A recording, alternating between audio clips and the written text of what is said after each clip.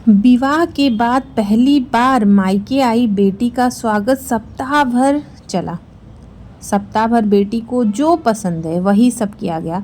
वापिस ससुराल जाते समय पिता ने बेटी को एक अति सुगंधित अगरबत्ती का पूड़ा दिया और क्या कहा, जरा गौर से सुनिएगा कि बेटी तुम जब ससुराल में पूजा करने जाओगी ना, तब यह अगरबत्ती जरूर जलाना। माँ ने कहा, बिटिया प्रथम बार मायके से ससुराल जा रही है तो भला कोई अगरबत्ती जैसी चीज़ देता है।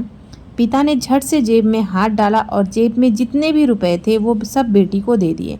ससुराल में पहुंचते ही सासू माँ ने बहू के माता पिता ने बेटी को विदाई में क्या दिया यह देखा तो वह अगरबत्ती का पूड़ा भी दिखा। सासू माँ ने मुंह बनाकर बहू को बोला कि कल पूजा में यह अगरबत्ती लगा लेना। सुबह जब बेटी पूजा करने बैठी, अगरबत्ती का पूड़ा खोला तो उसमें से एक चिट्ठी निकली। लिखा था, बेटा यह अगरबत्ती स्वतः जलती है मगर संपूर्ण घर को सुगंधित कर देती है। इतना ही नहीं, आजू बाजू के पूरे वातावरण को भी अपनी महक से सुगंधित एवं प्रफुल्लित कर देती है। हो सकता है कि तुम कभी पति से कुछ समय के लिए रूठ जाओगी या कभी अपने सास ससुर जी से नाराज हो जाओगी, कभी देवर या ननद से भी रूठोगी, कभी तुम्हें किसी से बातें सुनने भी पड़ जाए या फिर कभी अड़ोस पड़ोसियों के बर्तन पर तुम्हारा दिल खट्टा हो जाए। तब तुम मेरी यह भेंट ध्यान में रखना। अगरबत्ती की तरह जलना, जैसे अगरबत्ती स्वयं जलते हुए पूरे घर और संपूर्ण परिसर को सुगंधित और प्रफुल्लित कर ऊर्जा से भरती है, ठीक उसी तरह तुम स्वतः सहन करते हुए ससुराल को अपना मायका समझकर सबको अपने व्यवहार और कर्म से सुगंधित और प्रफुल्लित करना। बेटी चिट्ठी पढ़कर फपक कर रोने लगी। सासू माँ लपक कर आई।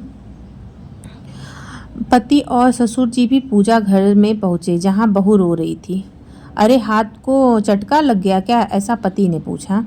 क्या हुआ क्या हुआ यह तो बताओ, ससुर जी बोले। सासू माँ आजू बाजू के सामान में कुछ है क्या यह देखने लगी तो उन्हें पिता द्वारा सुंदर अक्षरों में लिखी हुई चिट्ठी नजर आई। चिट्ठी पढ़ते ही उन्होंने बहू को गले से लगा लिया और चिट्ठी ससुर जी के हाथों में दी। चश्मा ना पहने होने की वजह से चिट्ठी बेटे को देकर पढ़ने के लिए कहा। सारी बात समझते ही संपूर्ण घर एकदम शांत हो गया। सासू माँ बोली, अरे यह चिट्ठी फ्रेम करानी है, यह मेरी बहू को मिली हुई सबसे अनमोल भेंट है। पूजा घर के बाजू में ही इसकी फ्रेम होनी चाहिए और फिर सदैव वह फ्रेम अपने शब्दों से संपूर्ण घर और अगल बगल के वातावरण को अपने अर्थ से महकाती रही, अगरबत्ती का पूरा खत्म होने के बावजूद भी।